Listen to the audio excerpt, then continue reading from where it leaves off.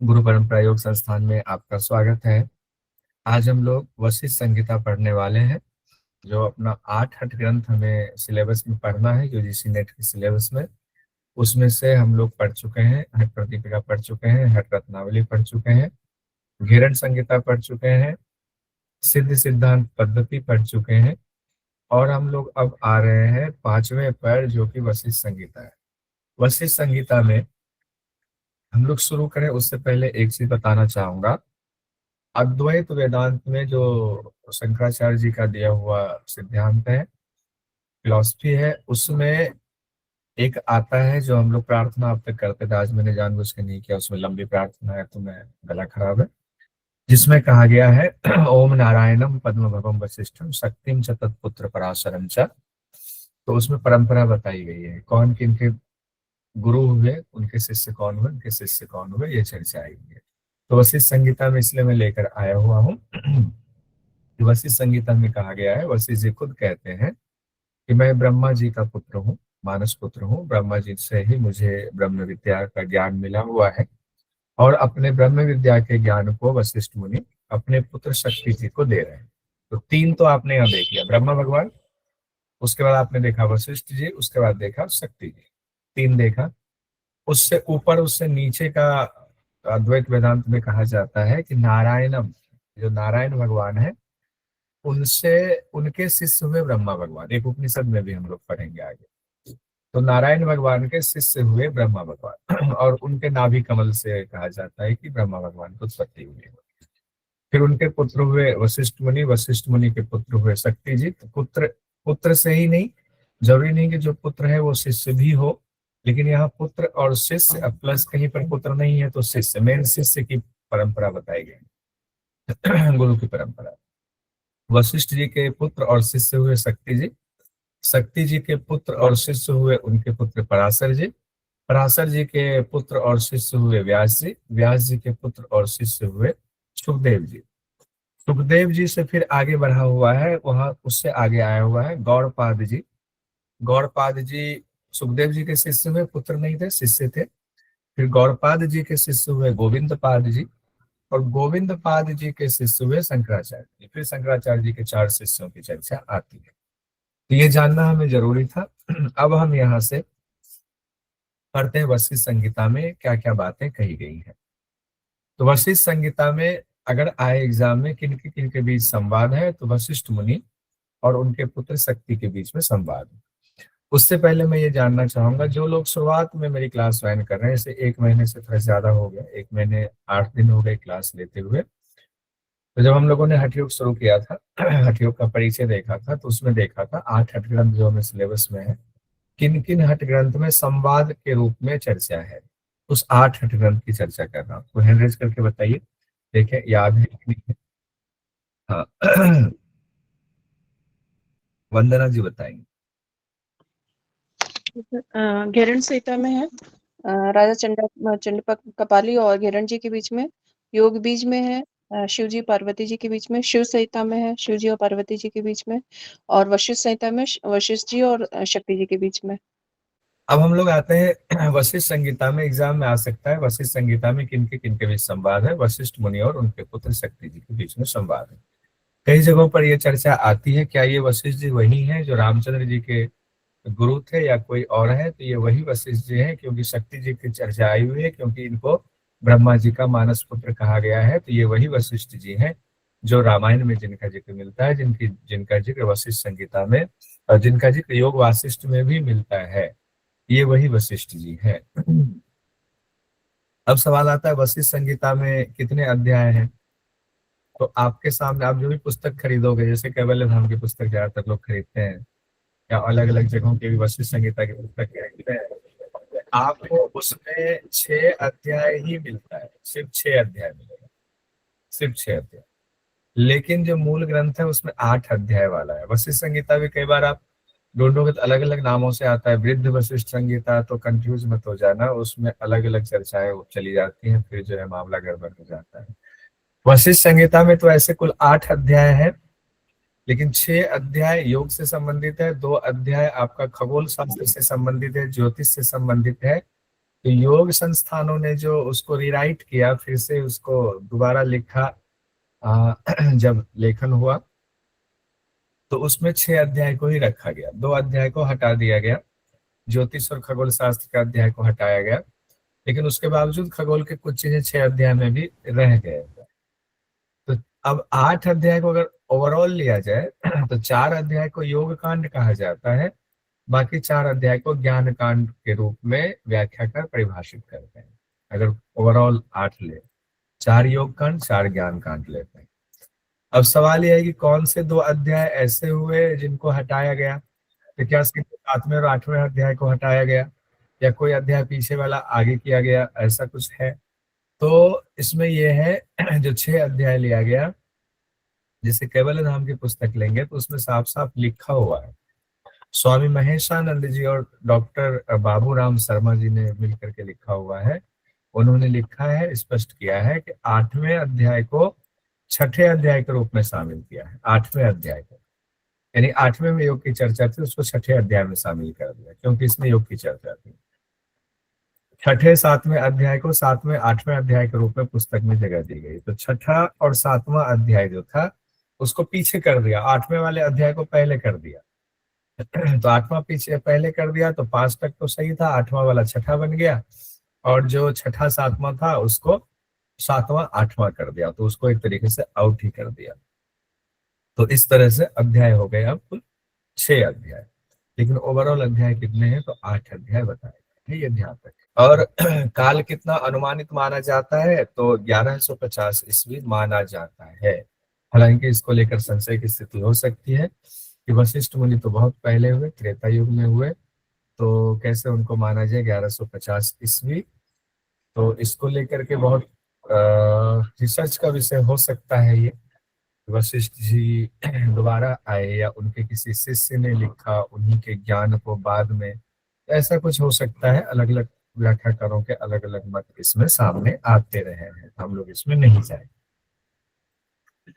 जो हमने कहा, चूंकि गुरु शिष्य परंपरा के दौरान जिक्र जो आता है तो उसमें है नारायण के शिष्य ब्रह्मा, ब्रह्मा के शिष्य वशिष्ठ जी, वशिष्ठ के शक्ति जी, शक्ति जी के पराशर जी, पराशर जी के व्यास जी, व्यास के सुखदेव जी, सुखदेव जी के गौड़पाद जी, गोविंद पाद जी, फिर शंकराचार्य जी, फिर उनके 4 और शिष्यों की चर्चा आती है। अब हम लोग इसमें देखते हैं क्या चीज वशिष्ठ संहिता में महत्ता बताई गई है। तो ज्ञान या कर्म में से किसको महत्ता दी गई है? तो कर्म की महत्ता बताई गई और ज्ञान को भी कहा गया कि साथ में रखना है। ज्ञान होगा तभी कर्म करने की आपको मति अच्छी होगी, तो दोनों को साथ लेकर चलेंगे तो मोक्ष की प्राप्ति होगी। कई व्याख्याकार ये शब्द कहते हैं ज्ञान कर्म समुच्चयवाद, ये आपके ग्रंथ में नहीं है, ये व्याख्याकारों का मत है, ज्ञान कर्म समुच्चयवाद। और वशिष्ठ संहिता में अष्टांग योग का बहुत सुंदर वर्णन है, 10 यम 10 नियम 10 आसन, सुंदर वर्णन है, खास करके 10 यम 10 नियम का, तो वो ध्यान रखिएगा, जो हम लोग आएंगे पूरा याद करना है।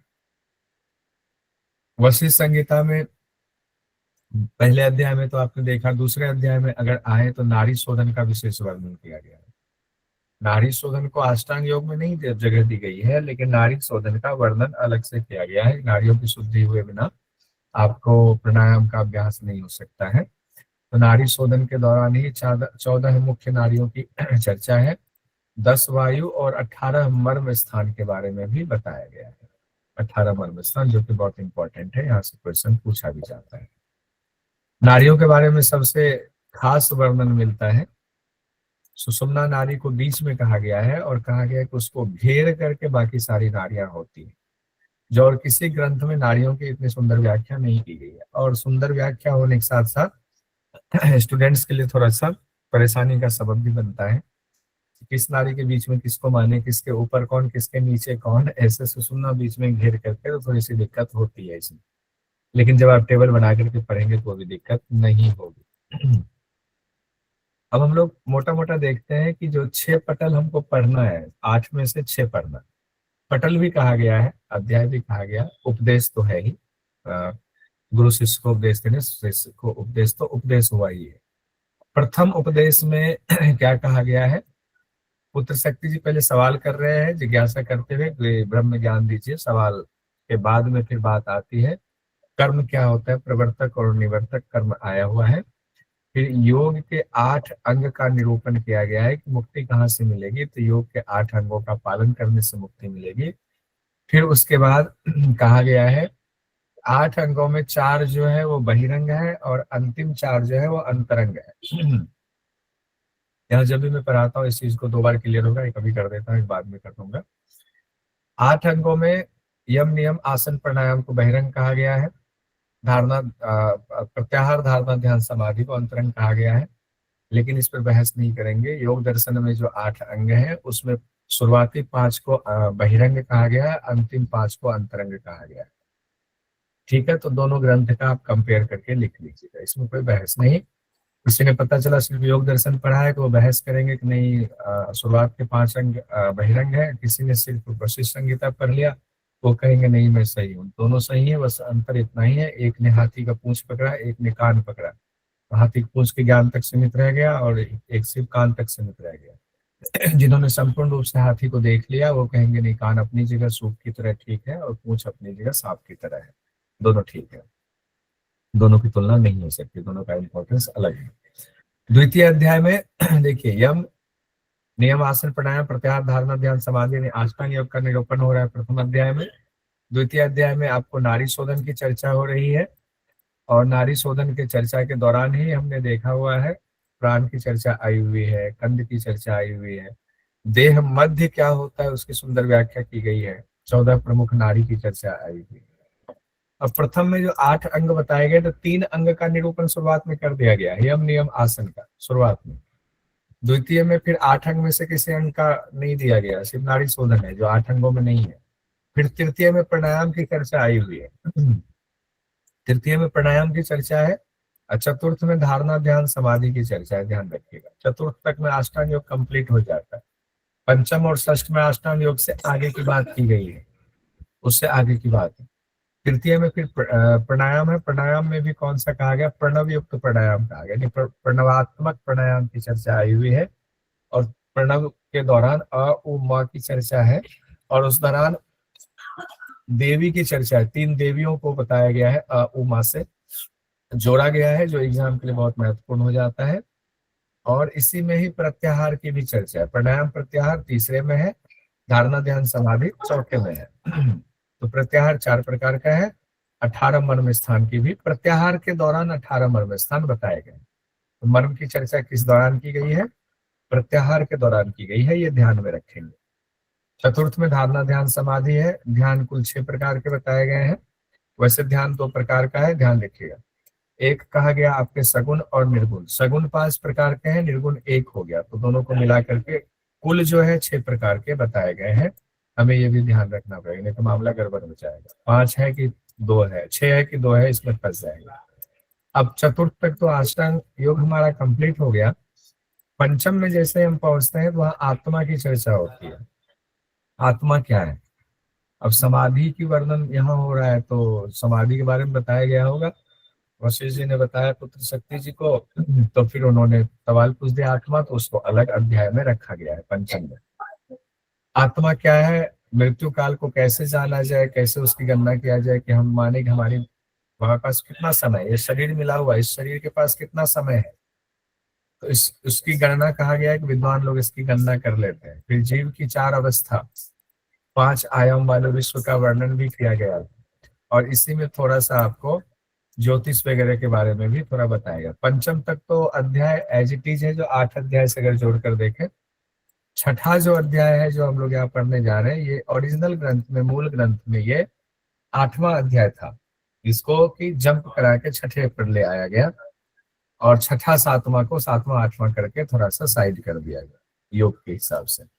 छठे अध्याय में क्या हुआ, जो 8वां था बेसिकली मृत्यु पर कैसे विजय प्राप्त की जाए इसकी चर्चा है।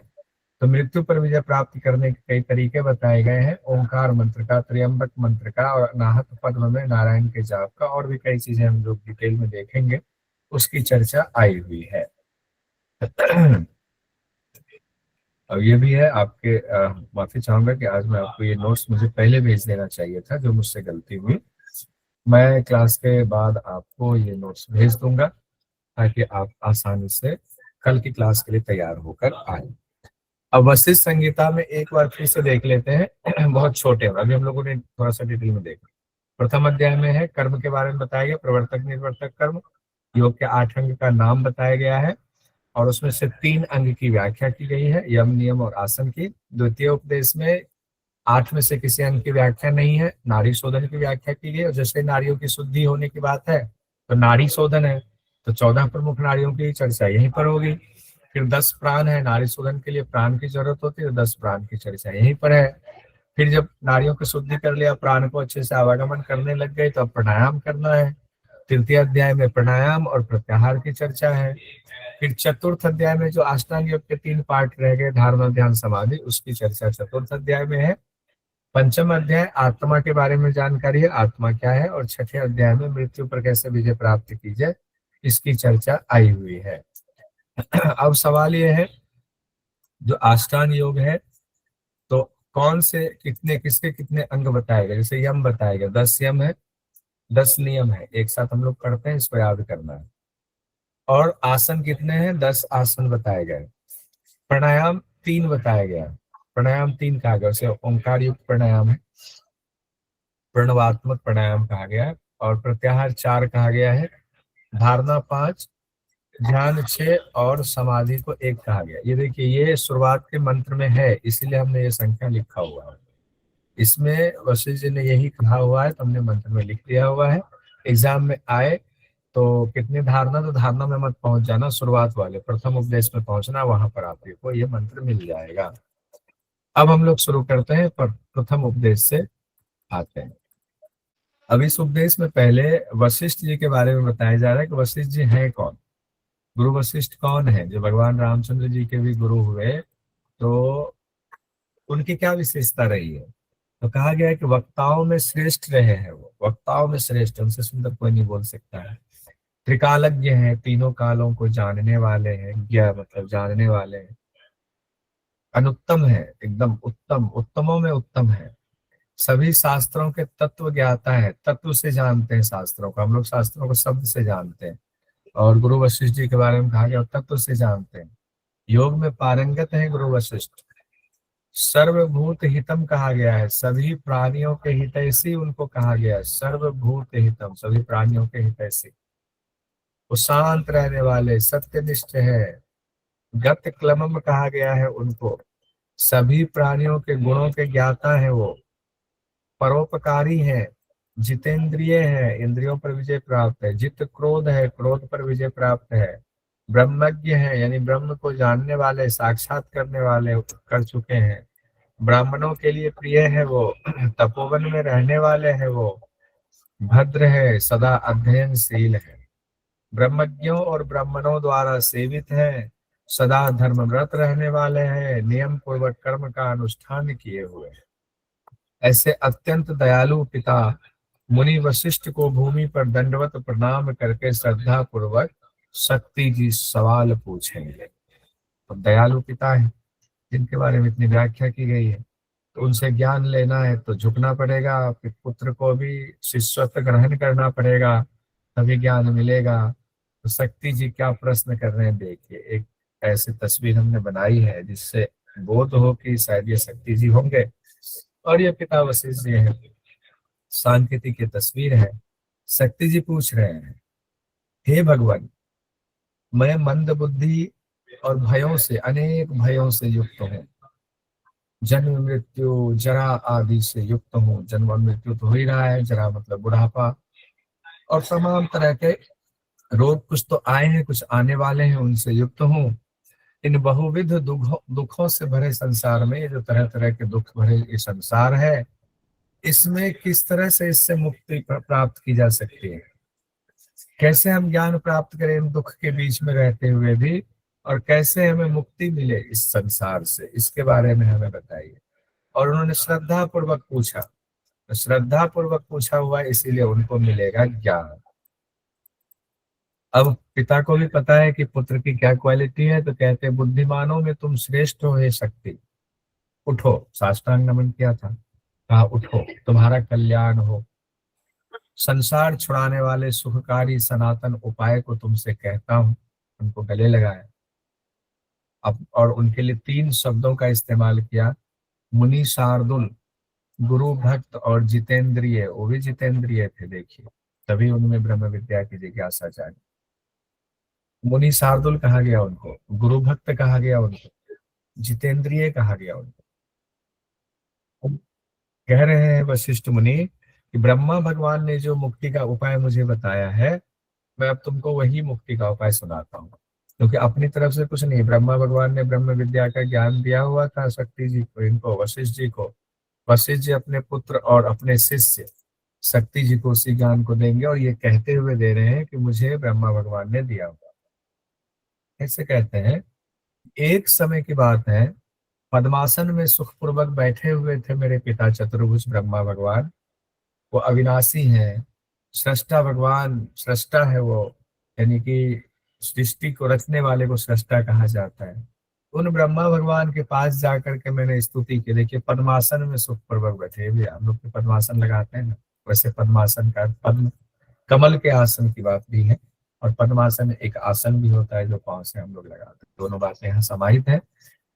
तो वशिष्ठ जी कह रहे, मैंने उनसे प्रार्थना की, स्तुति करते हुए मैंने वही सवाल पूछा जो सवाल तुम पूछ रहे हो। अब इनको क्यों पूछने की जरूरत पड़ी वशिष्ठ जी को, तो ये इसका जवाब आपको मिलेगा योग वासिष्ठ में। योग वासिष्ठ जब हम लोग पढ़ेंगे तो वहां आपको मिलेगा जवाब कि आखिर वशिष्ठ जी जो ब्रह्मा जी के मानस पुत्र थे, उनसे उत्पन्न होने के बाद उनकी क्या स्थिति थी, कैसे कुछ समय के लिए उनके अंदर अज्ञान प्रवेश हो गया, अज्ञान प्रवेश कराया गया, ब्रह्मा भगवान ने कराया था। और फिर उस अज्ञान को दूर करने के लिए वो परेशान थे, तो अपने पिता से सवाल पूछा। तो वह योग वासिष्ठ में पढ़ेंगे, यहाँ पे और विस्तार हो जाएगा। तो उन्होंने कहा कि मैंने जो पूछा था और उन्होंने जो कहा था वही ज्ञान मैं तुमको कहता हूँ। अब इस ग्रंथ में वशिष्ठ संहिता में थोड़ा कम बताया गया है, और योग वासिष्ठ में तो बहुत विस्तार से बताया गया है। रामचंद्र जी को जब ज्ञान दे रहे हैं, बहुत विस्तार से बताया गया है। यहाँ छोटा वाला हम लोग देखते हैं, एकदम टू द पॉइंट वाला। ये शक्ति जीव मात्र के लिए 2 मार्ग बताए गए हैं, दोनों ही कार्यात्मक मार्ग हैं, यानी कार्य करने वाले मार्ग हैं, क्रियात्मक मार्ग हैं। एक प्रवर्तक मार्ग है, एक निवर्तक मार्ग है। प्रवर्तक, किसी चीज में लगना प्रवर्तक हुआ, और किसी चीज से निवृत्त हो जाना निवर्तक कर्म हुआ। प्रवर्तक, निवर्तक। निवर्तक कर्म भी 2 प्रकार के होते हैं, एक बाह्य निवर्तक और एक आभ्यंतर निवर्तक होते हैं। बाह्य और आभ्यंतर निवर्तक कर्म कितने प्रकार के हैं? 2, बाह्य और आभ्यंतर। प्रवर्तक कर्म के प्रकार यहाँ नहीं बताए गए। प्रवर्तक कर्म में कहा गया वर्ण आश्रम वालों के लिए, जो वर्ण को मानते हैं, चारों वर्ण में हम लोग धीरे धीरे जाते हैं, आश्रमों में रहते हैं। यानी आश्रम का जो हमारे यहाँ विधान है, ब्रह्मचर्य आश्रम, गृहस्थ आश्रम, वानप्रस्थ आश्रम, संन्यास आश्रम, और साथ साथ वर्ण की भी व्यवस्था है। कहा गया उसमें जो कामना से, संकल्प से कार्य किए जाते हैं, वो कर्म ही प्रवृत्ति का कारण होने से प्रवर्तक कर्म, यानी इसमें सकाम कर्म से इसको जोड़ करके आप देख सकते हैं। सकाम कर्म यानी डिजायर होती है। डिजायर भी कोई गलत नहीं है, एक समय डिजायर भी जरूरत होती है, तो डिजायर वाला हो गया। दूसरा है निवर्तक कर्म। निवर्तक कर्म जैसा कि कहा गया है निवर्तक, अब जो प्रवर्तक थे तो निवर्तक हो जाएंगे, तो कामनाओं से रहित हो जाएंगे, डिजायर लेस हो जाना। कामनाओं से रहित, डिजायर लेस होना, जन्म मृत्यु से मुक्ति दिलाने वाले कर्म का अनुष्ठान करना। अब जैसे ही कामनाओं से रहित होंगे, डिजायरलेस होंगे, तो आपको कर्मों का बंधन में नहीं बंधेंगे, उसके फल आपके ऊपर नहीं लगेंगे, फिर आप जन्म मृत्यु उसके चक्र से छूट जाएंगे। तो कौन सा कर्म हुआ जन्म मृत्यु के छूटने वाला, जन्म मृत्यु से मुक्ति दिलाने वाला? निवर्तक कर्म। तो इंसान को किसका अनुष्ठान करना चाहिए?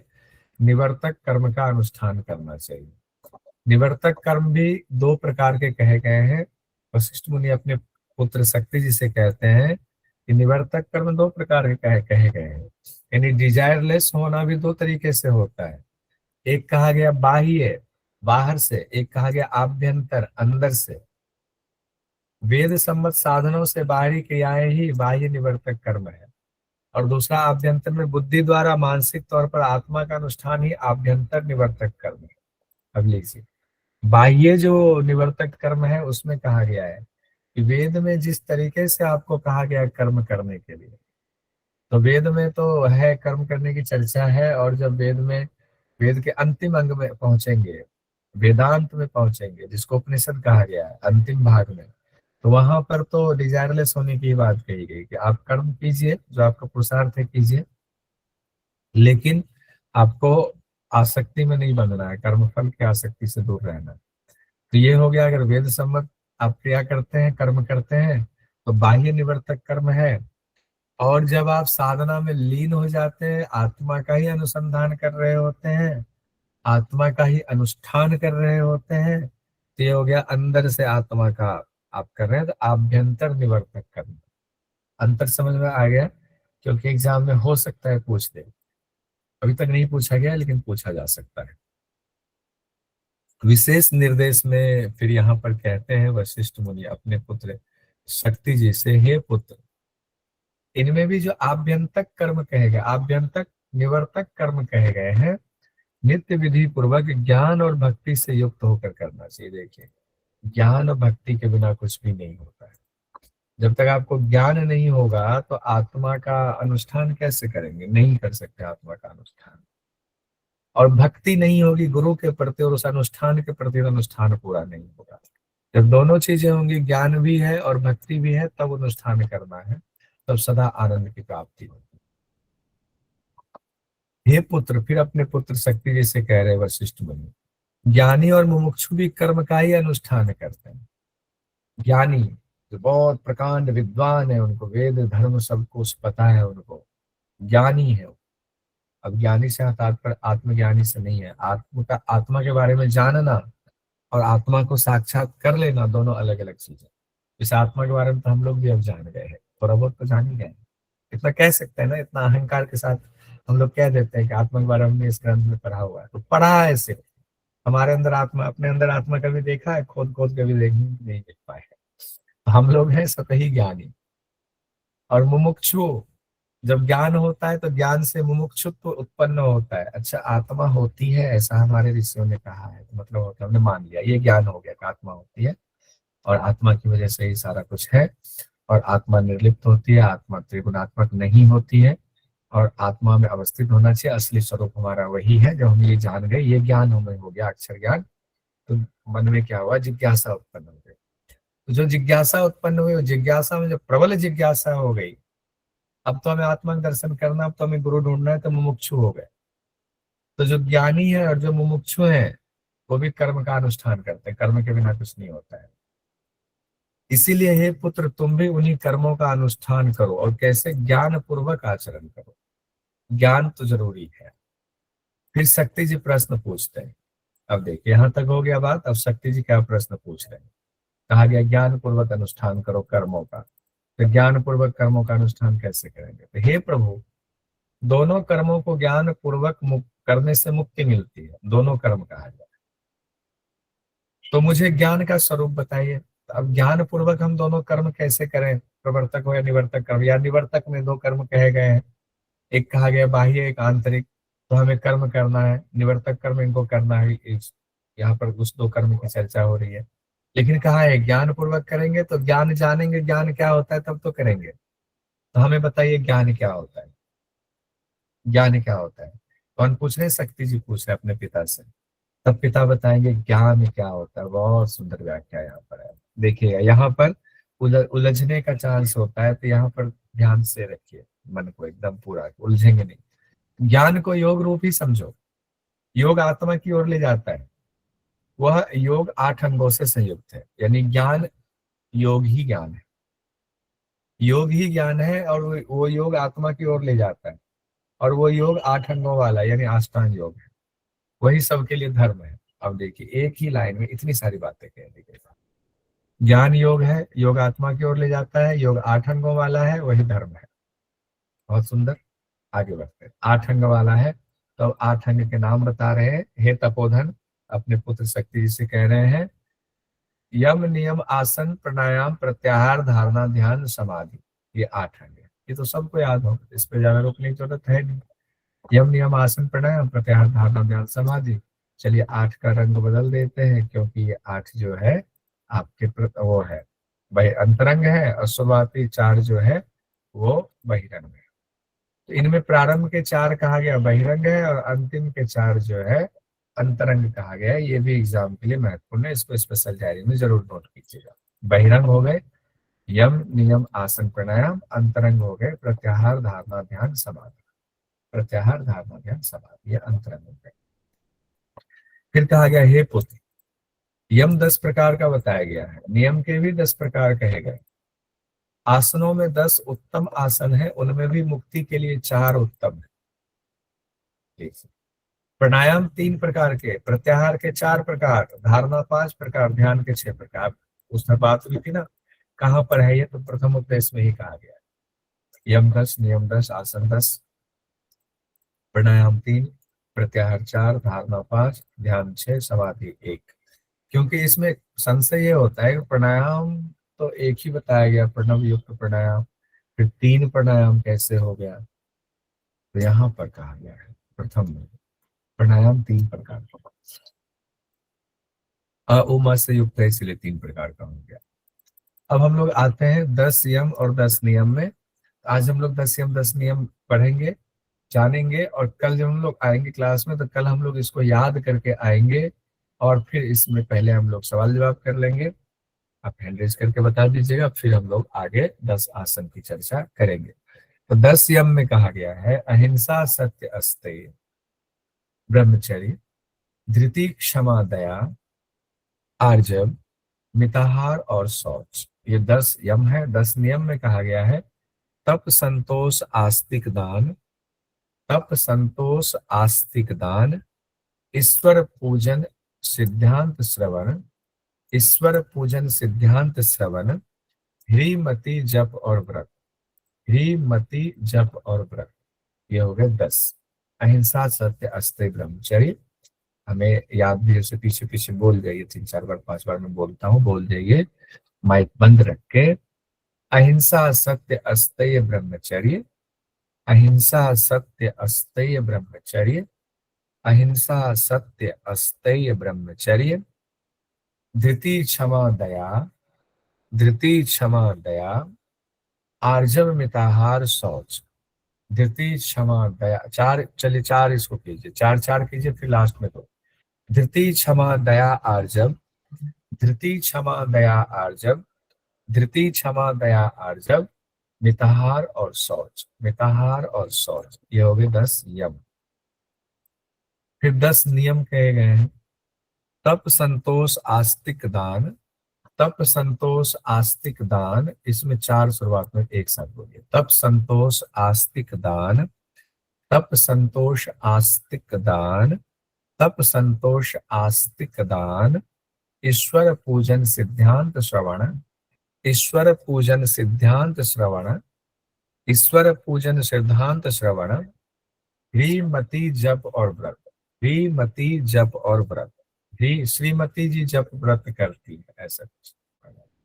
चलिए ठीक है, तो अब ये तो हो गया, हम लोग इसका अर्थ देखते हैं, याद करके कल आइएगा, फिर हम लोग कल एक बार और इसको देख लेंगे। आज हम लोगों ने जो ये अर्थ लिखा हुआ है ना, ये अर्थ मैंने अपने हिसाब से नहीं लिखा है, मैंने किसी व्याख्याकार का नहीं लिया हुआ है, ये जो एज इट इज वशिष्ठ मुनि ने मंत्र में लिखा है उसी मंत्र के हिसाब से। तो अगर कभी किसी चीज का अर्थ जानना हो यम नियम का तो रेफर कीजिए वशिष्ठ संहिता, क्योंकि वहां मंत्र में इसका अर्थ बताया गया है।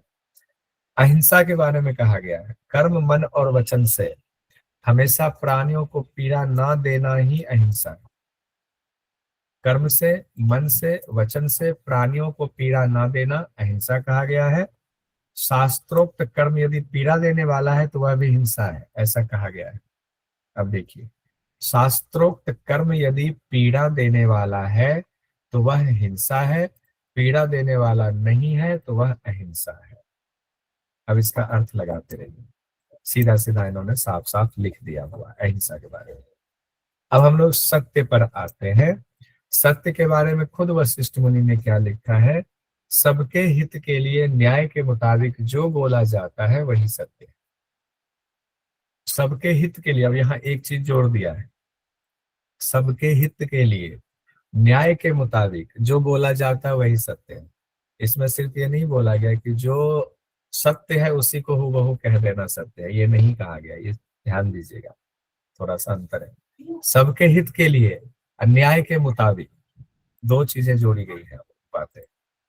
फिर कहा गया है अस्तय में, सभी द्रव्यों में, जितने द्रव्य हैं, द्रव्य पे आजकल तो द्रव्य हो गया, अब तो कागज का टुकड़ा भी द्रव्य हुआ है, सोना चांदी द्रव्य है ही, तांबा भी द्रव्य हो गया, बहुत सारे द्रव्य हो गए।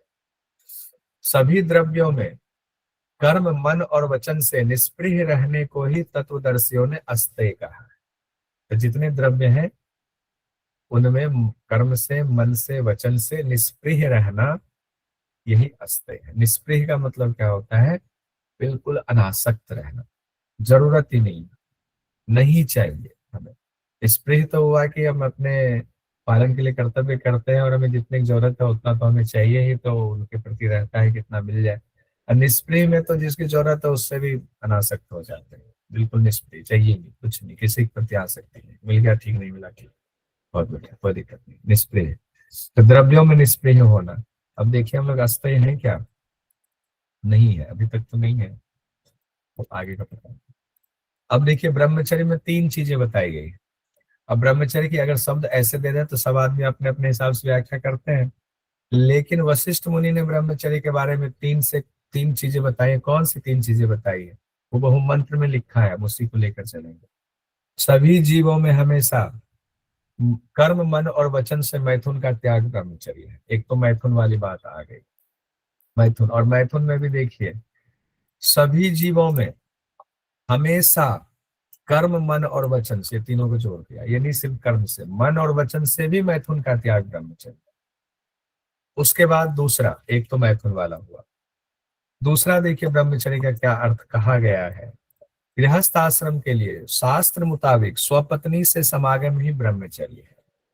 हो गया ना अर्थ थोड़ा अलग।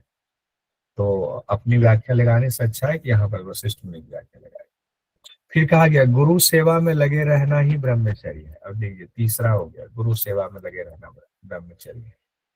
तो तीन चीजें, तीनों ये, इसका तो यम नियम पूरा ही आप लिख लीजिएगा स्पेशल डायरी में भी, और अलग से भी चार्ट बना लीजिएगा, बहुत इंपॉर्टेंट है, यहाँ से कुछ भी सवाल पूछा जा सकता है और आगे जीवन के लिए भी बहुत बढ़िया है।